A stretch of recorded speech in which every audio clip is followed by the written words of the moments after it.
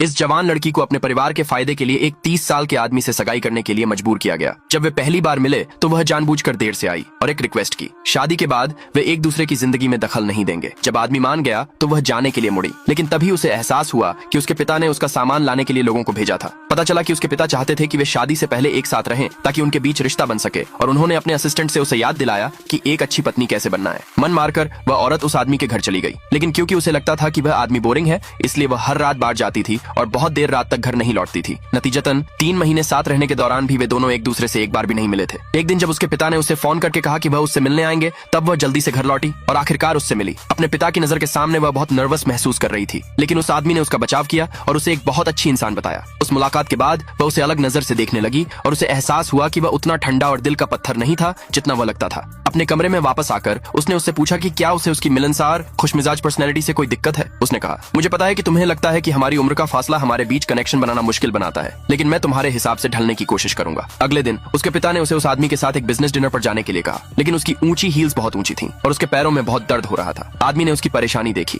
और अगले ही पल उसने एक वेटर से चप्पल लाने के लिए कहा। फिर सभी मेहमानों के सामने उसने खुद उसे चप्पल पहनने में मदद की। वह हैरान थी क्योंकि उसके पिता ने उसे कभी भी पब्लिक में चप्पल पहनने की इजाजत नहीं दी थी। उन्हें लगता था कि इससे परिवार की इमेज खराब होगी, लेकिन उस आदमी को इस बात की परवाह नहीं थी कि दूसरे क्या सोचते हैं। उसे सिर्फ उसके आराम की परवाह थी। उसने उसके बारे में अपनी राय पूरी तरह बदल दी और सोचा कि शायद उससे शादी करना इतना बुरा नहीं होगा। डिनर खत्म होने के बाद उसने उससे पूछा कि क्या वे डेटिंग शुरू कर सकते हैं। तब से वे दोनों आम कपल्स की तरह डेट्स पर गए और विंडो शॉपिंग की, और उनकी प्यारी बातचीत ने धीरे धीरे उन्हें एक दूसरे से प्यार हो गया। और सिर्फ इसलिए कि उसने कहा कि आदमी ने जो नूडल्स बनाए थे वे स्वादिष्ट नहीं थे। आदमी ने खाना बनाना सीखने के लिए समय निकाला। जब उस औरत ने फिर से उसके बनाए नूडल्स चखे तो वह उसकी तारीफ किए बिना नहीं रह पाई कि उसने अपनी कुकिंग स्किल्स में बहुत सुधार किया है। उसे यह बात अच्छी लगी कि आदमी जो भी करता था उसमें परफेक्ट लगता था। फिर भी उसे कोई अंदाजा नहीं था कि स्वादिष्ट नूडल्स का यह कटोरा उस आदमी की 2 महीने की प्रैक्टिस और रिसर्च का नतीजा था। ऐसे परफेक्ट मंगेतर को देखकर वह उसके साथ और ज्यादा करीब होना चाहती थी, लेकिन आदमी ने उसे रोक दिया, जिससे उसे दुख हुआ। उसे लगा कि उसे उसमें कोई दिलचस्पी नहीं है, इसलिए वह फिर से देर रात बाहर जाने लगी और अजीब समय पर घर आने लगी। एक दिन उसकी दोस्त उसे घर छोड़ने आई। उसकी दोस्त ने कहा कि उसके और उसके मंगेतर के बीच उम्र का फासला बहुत ज्यादा है और शायद उनमें कुछ भी कॉमन नहीं है। औरत ने अपना बचाव नहीं किया। उसने कहा कि उनकी शादी सिर्फ एक बिजनेस मैरिज थी। जो मायने रखता था वह यह था कि इससे उनके परिवारों को फायदा हो सके,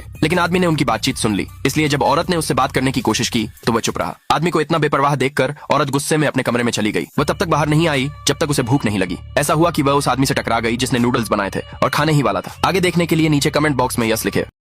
उस आदमी को सी फूड से एलर्जी थी, लेकिन फिर भी उसने जानबूझकर अपने दादाजी का दिया हुआ श्रिम्प खाया। एलर्जी को और बढ़ाने के लिए उसने रात में सी फूड पॉरेज का एक पूरा कटोरा भी पी लिया। फिर वह सोफे पर लेट गया और एलर्जी के असर होने का इंतजार करने लगा। हालांकि वह वहां काफी देर तक लेटा रहा, लेकिन उसके शरीर पर किसी एलर्जिक रिएक्शन का कोई निशान नहीं था। उसे लगा कि उसे सी फूड से एलर्जी हो गई है, जब तक कि उसने नौकरानी को यह कहते नहीं सुना कि उसके दादाजी की गोद ली हुई पोती ने एक दिन पहले उससे एलर्जी की दवा मांगी थी। उसे तुरंत याद आया कि कल श्रिम्प मीट खाने के थोड़ी देर बाद ही उस लड़की ने उसे एक गिलास पानी दिया था। पता चला कि परिवार में सिर्फ वही जिसे पता था कि उसे सी फूड से एलर्जी है। हालांकि उसे समझ नहीं आया कि उस आदमी ने वह श्रिम्प क्यों खाया, लेकिन उस दयालु लड़की ने चुपके से पानी में एंटी एलर्जी दवा डाल दी। फिर भी जब उस आदमी को सच्चाई पता चली तो उसे बिल्कुल भी शुक्रगुजार महसूस नहीं हुआ। इसके बजाय उसने अपनी योजना खराब करने के लिए उस पर इल्जाम लगाया। ऐसा सिर्फ इसलिए था क्योंकि उसके पिता ने परिवार की विरासत पाने के लिए उसे खास तौर पर उसके दादा के विला में भेजा था और उससे कहा था कि वह बूढ़े आदमी का पक्ष लेने का कोई तरीका ढूंढे। सी फूड दलिया का वह कटोरा भी उसके पिता ने उसके लिए तैयार किया था। वे सी फूड एलर्जी वाली घटना के जरिए दादा को उस आदमी के प्रति दोषी महसूस कराना चाहते थे, लेकिन उन्होंने कभी उम्मीद नहीं की थी कि दादा की गोद ली हुई पोती उनकी योजना को बर्बाद कर देगी। वह आदमी असल में लड़की की जांच करना चाहता था। फिर भी जब वह घर लौटा तो उसने अपने पिता को अपने असिस्टेंट से लड़की के कमरे में एक कीड़ा लगाने के लिए कहते सुना और उसने लड़की द्वारा दिए गए एंटी एलर्जी दवा वाले पानी के गिलास के बारे में सोचकर उसे बाहर निकालने की भी योजना बनाई। वह आदमी आखिरकार लड़की के कमरे में गया। जब वह उससे बात कर रही थी तो उसने चुपके से उसकी कुर्सी के नीचे छिपे कीड़े को निकाल दिया। फिर उसने अपने पिता से कहा कि लड़की में कुछ भी अजीब नहीं है, इसलिए उसके पिता ने उसे रहने दिया। एक दिन वह गलती से लड़की के आर्ट स्टूडियो में चला गया और पाया कि उसकी स्केचबुक उसकी ड्राइंग से भरी हुई थी। वह स्केचबुक वापस अपने कमरे में ले गया और उसे पढ़ने के बाद उसे एहसास हुआ कि लड़की हमेशा से उसे पसंद करती थी, लेकिन क्योंकि वह दादा की गोद ली हुई पोती थी, दूसरों की नजर में वह और वह आदमी भाई बहन जैसे थे, इसलिए वह उसे सिर्फ चुपचाप पसंद कर सकती थी और इसीलिए वह जानती थी कि उसे सी फूड से एलर्जी है। उसी समय जब लड़की को पता चला कि उसकी स्केचबुक गायब है तो उसने तुरंत उस नौकरानी से पूछा जो उसका स्टूडियो थी। जब उसे पता चला कि उसने उसे ले लिया है तो वह सीधे उसके कमरे में भागी। उसकी आवाज सुनकर वह जल्दी से छिप गया। जैसे ही लड़की उसके कमरे में घुसी वह पागलों की तरह अपनी स्केचबुक ढूंढने लगी। वह आदमी उसे रोकने के लिए जल्दी से बाहर आया। उसने उससे स्केचबुक वापस करने के लिए कहा, लेकिन उस आदमी ने कहा कि उसने नहीं ली है। इस डर से कि वह आदमी उसका राज जान जाएगा, लड़की को देखना पड़ा कि कहीं वह स्केचबुक अपने शरीर पर तो नहीं छिपा रहा है। उस आदमी ने उसे रोकने की कोशिश की, लेकिन दोनों गलती से एक ही समय में बिस्तर पर गिर गए। कमरे का माहौल तुरंत अपनापन वाला हो गया। अगले भाग के लिए नीचे कमेंट में यस लिखे।